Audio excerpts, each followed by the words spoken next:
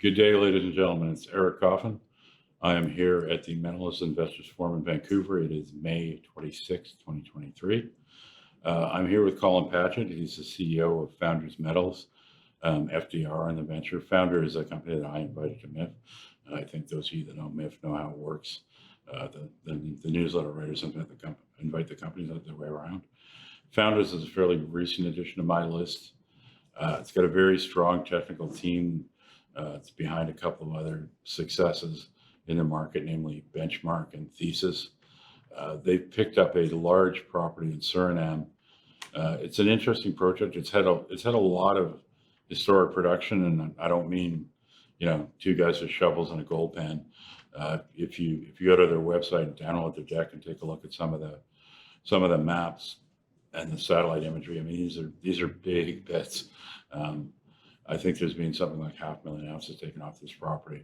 And I think part of the thesis, Colin, which is true as far as I know, that is in this part of the world, in the Guiana Shield, when you see that scale of artisanal mining, and it's almost a misnomer to call it that, because we're talking about guys with heavy equipment and stuff. I mean, these guys aren't fooling around.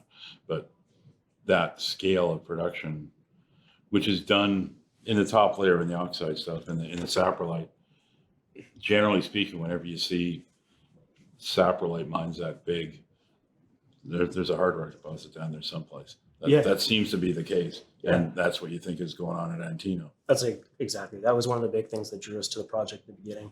And you look, the Marion mine, 2019 Newmont's operation, that was how that came to be. That was another one of these big, artisanal mining footprints that turned into a big underground operation, a big operation.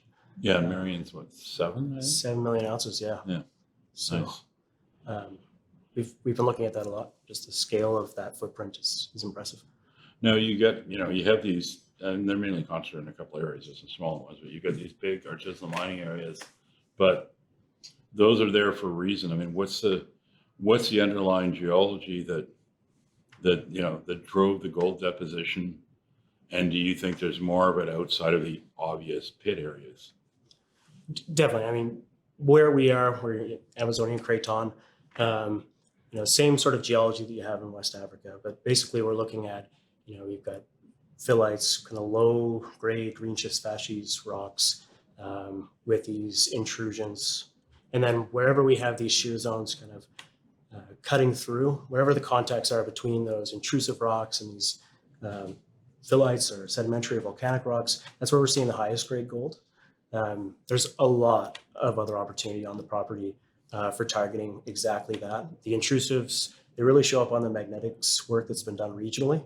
And there's a couple of other areas on the property that haven't even been touched yet. So beyond what we know is there from the historic mining and the ongoing artisanal scale mining, there's a lot of other things that we can go for. And I mean, this was, it was obviously an actually mine property. There's been explorers on it before, but I mean, in terms of what you're doing, I mean, is there any recent data that you generated or stuff that you're going to generate that you think is going to be a sort of a game changer in terms of modeling and finding targets away from just the holes in the ground everybody already knows about? Yeah, I think that one of the things that, it's kind of the simplest form of data is, there's just these pits opened up by the artisanal mining groups that have really exposed the structures and the orientations and all of that geology that just wasn't really there before. And so we're combining that with, the LiDAR that's just recently been done, right, and being able to see those same structures, the same orientations at a bigger scale, but with the detail you get from LiDAR. That's really coming together to kind of change a little bit of the thinking in terms of orientations and of the structures that were being followed before. So I think we've got a lot of opportunity to find more ounces along these different orientations. Well, yeah, and I think you're looking for some of these high grade zones, and there's been some pretty spectacular high grade holes drilled in this project. But the other thing that I found interesting when I decided to start following it and when I decided to buy it, and anybody that knows if I'm writing about a company in a newsletter, I have or will buy the stock. That's really how I make my money, is trading. But one of the things that I found interesting was like these intrusive plugs and stuff, which are probably the drivers, but some of the stuff that I was looking at, the stuff you guys sent me, I mean, it looks like that actually has some real potential to add scale.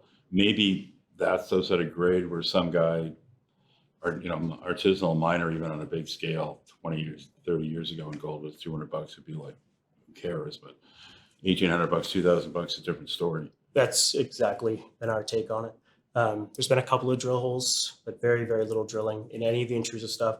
Those holes that they did do, they get, broad intervals of low grade material. They still get some of those shears. So they're still seeing, the high grade, narrower zones inside that, but you get this bulk tonnage target that would in no way have been of interest to those earlier miners. But certainly something like that at surface is of interest to us. Yeah, because that's the kind of thing where you can add a lot of ounces fast if these things look like they've got grade. Yeah. Because there were several of them I remember in the pits where they didn't get drilled because 50 years ago, who cares? That's not what they were looking for. So we're at the end of May now. So going, let's say going forward to year end, what's the game plan now that you're kind of up and running? Well, so we've our last news release showing that we bought a couple of drills. They're on their way to Suriname. They'll arrive on the 29th, at the end of this month here. We expect to have them in camp by the middle of June. They'll be barged up the river and get in that way. Once they're in camp, it's just a matter of getting things set up, and we should be ready to be drilling at the end of the month, right at the end of June. There's some geophysics planned in the interim. So as that's happening, we'll be doing some IP survey work over the main upper Antino zone. And then we'll also be doing a little bit of ground magnetics, just a lot higher resolution stuff to try and pick out some of those structures and help inform the drilling. Okay. And this one thing worth noting about this too, I mean, you think of a place like Suriname, which I think is one of the least densely populated countries in the world. And you're down at the southern part of it away from the coast, but even so, your logistics are actually quite good because of what's been done in the past. Yeah, I think that's probably one of the most surprising things. Like when you look at the location and then the ease of access that we have, both for heavy machinery along the river and also just having our own airstrip at the main camp, we're able to use commercial airline services to bring crews in. Even doing site visits myself, I can buy a ticket in the capital city, and an hour later, I'm at the project. And you got a big camp too. We do. Whoever built it back in the days. That's right. I guess it's the vendor, right? The vendor is the miner. The vendor is the miner presently, and they own the camp. We've done some upgrade work, but really just some pretty minor construction stuff. And for that, we don't pay any camp fees for our crew, and we have a camp that's able to support up to 100 people. Nice. So, yeah. Okay, it's a really interesting story. I mean, what I said and then what Colin said is true. As far as I know, whenever you see a system this big at surface and the satellite that's this many ounces taken out, there's going to be a deposit under it. It's just how big is it going to be and what's the grade? They're bringing 2 drills in. Once they get going, they'll probably basically just keep drilling. And once the drilling starts, it probably won't stop. It will just keep going. And I think you've got really good. Unlike anybody in North America, you got really good lab turnaround time too, because there's a local lab on top of everything else, right? That's right. Yeah, in the capital, there's a Bureau Veritas lab there.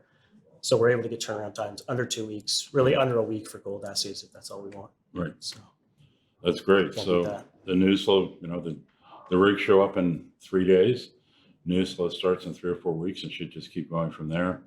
I think it's a great story, and it's one it's underappreciated.